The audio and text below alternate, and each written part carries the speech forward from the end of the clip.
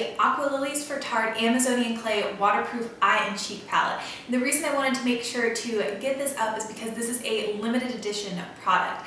Now, I was originally not too interested in the eyeshadow palette. When I put up my Sephora Chic Week haul, I showed that I purchased the lipstick that came out with this collection, and a lot of you in the comments said that you were really loving the palette.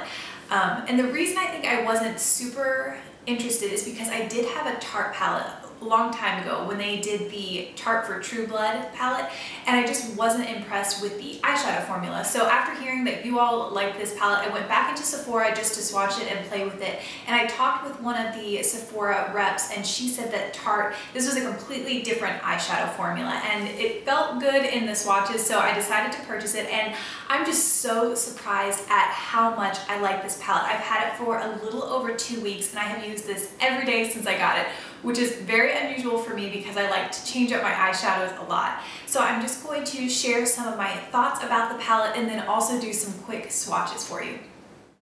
The palette comes in a small little box, and the whole Aqualillies line, just the color scheme they went with, kind of a mint and coral, is just so pretty. And inside you get not only the palette but also a little face card with 2 different little eyeshadow tutorials. You can follow their instructions, and I've worn both looks and I really like it, especially the Splish Splash, which is the warmer of the 2 looks. The palette is a little bit larger than the palm of my hand, but I think for carrying 6 eyeshadows and 3 face products, it's a great compact size.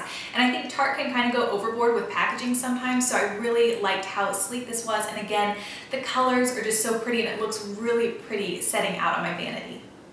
As I mentioned, you get 6 eyeshadows in this palette, a blush, a cheek highlight, and a bronzer. And this is being sold at Sephora, Ulta, and Tarte's website for $38.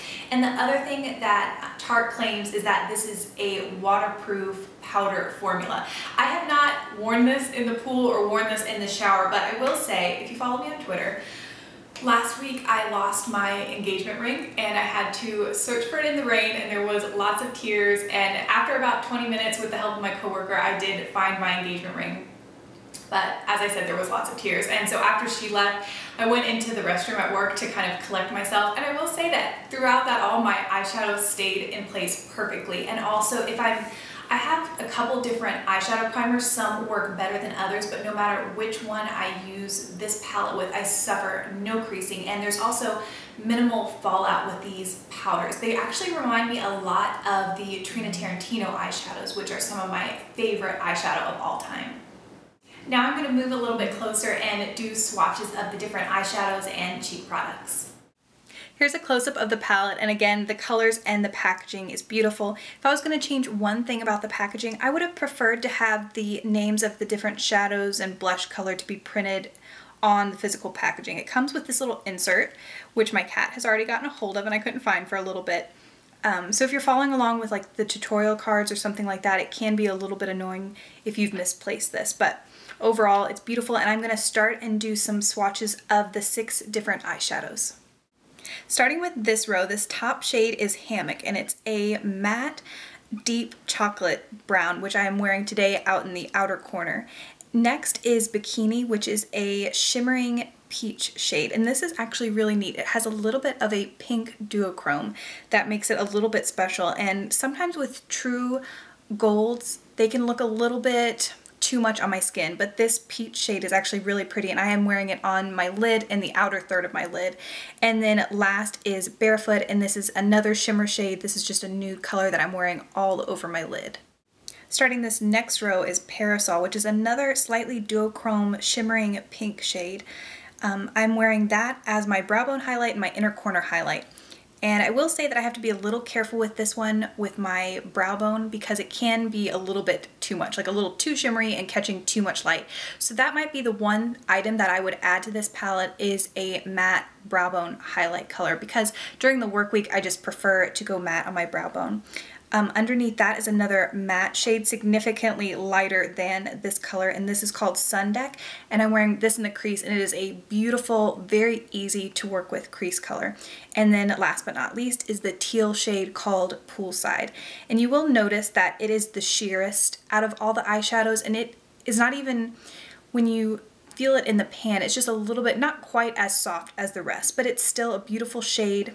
And I find that because it's a little sheerer, it is very easy to work with. And Tarte says that you can use these shadows wet, so if you wanted to build up poolside, you easily could. Here are swatches of the 3 different cheek products, starting with the Champagne Highlight.